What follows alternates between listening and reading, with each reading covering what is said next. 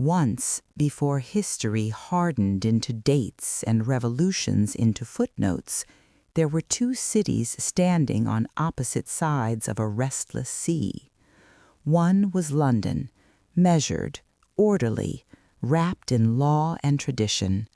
The other was Paris, burning beneath the surface, heavy with hunger, anger, and the memory of injustice. It was, as the age itself would come to be known, the best of times and the worst of times, an era suspended between hope and terror, light and shadow, reason and madness. In England, life moved forward with quiet certainty. Courts spoke in calm voices. Carriages rolled over familiar streets. People believed, or pretended to believe, that stability was permanent. Across the Channel, however, France trembled. The ground beneath Paris was cracked by centuries of cruelty. Nobles lived untouched above the law, while the poor learned that silence was survival. Every unpunished injustice pressed deeper into the collective heart of the city, waiting for the moment it would finally break. Out of this divided world emerged a man long thought lost. Dr. Alexandre Manette had once been a respected physician. Then one night, without trial or explanation, he was taken and buried alive inside the stone walls of the Bastille.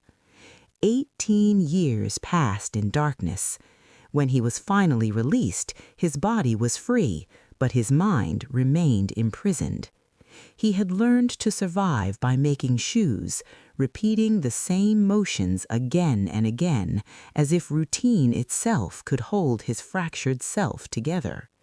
It was in a quiet room in London that he was reunited with the daughter he had never known. Lucy Manette was gentle, luminous, and impossibly kind. She did not force her father back into life. She simply stayed. She spoke softly. She waited. And slowly, almost imperceptibly, her presence stitched his broken mind back together. Love, without argument or demand, did what time alone could not. As father and daughter rebuilt a life in England, another man's fate was unfolding across borders. Charles Darnay was a French aristocrat by birth, but not by belief. Ashamed of his family's cruelty, he rejected his title and sought an honest life in England. Yet the shadow of his name followed him. He was accused of treason, tried before an English court, and stood one step away from death. It was there, in that tense courtroom, that fate revealed its first quiet trick. Sidney Carton, a brilliant but broken English lawyer, rose into view. He was sharp-minded, reckless, and deeply unhappy, and he looked exactly like Charles Darnay. The resemblance was enough to plant doubt, enough to turn certainty into hesitation, enough to save a life. Darnay was freed. Justice appeared to prevail. But beneath the surface, destinies had already begun to intertwine.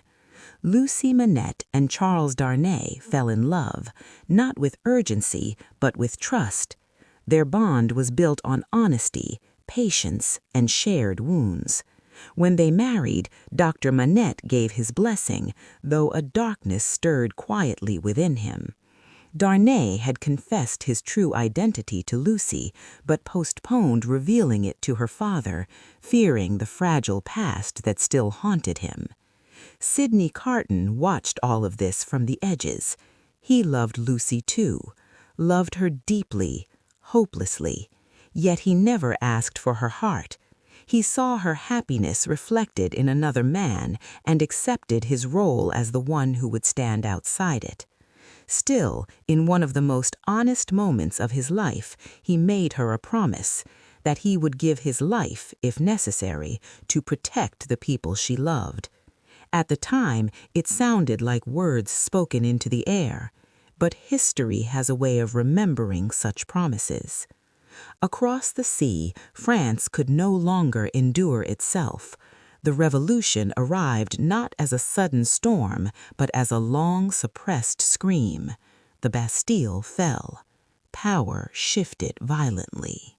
The oppressed became judges, and judgment became vengeance.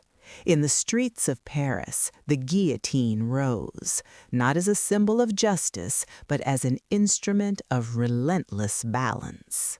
Blood answered blood. Names answered names. Among the revolutionaries were the Defarges, once quiet citizens, now fierce architects of retribution. Madame Defarge knitted endlessly, her needles clicking like a second clock counting down lives. In her knitting were names, sentences, fates. She remembered every injustice. She forgave none. When Charles Darnay returned to France to help an imprisoned former servant, he believed reason would protect him. He believed his rejection of aristocracy would matter. He was wrong. He was arrested, condemned, marked by his bloodline. Only Dr. Manette's history saved him, briefly. As a former prisoner of the Bastille, Manette carried the authority of suffering. The revolutionaries listened. Darnay was released. But the past had not finished speaking.